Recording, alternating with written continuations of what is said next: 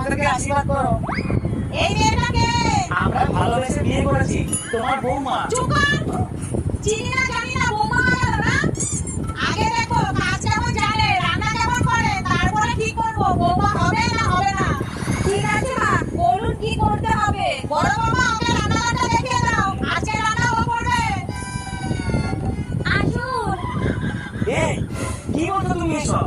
তুমি তো কোনোদিন রান্নাই করোনি। চিন্তা করো না, যা কেউ নেই তার ইউটিউব আছে। হ্যাঁ সে তো আছে। আছে কপালে কষ্ট আছে। এত মুড়ে পোড়া হয়ে গেছে, এখন কি করে এখন কি করে। রান্নাটা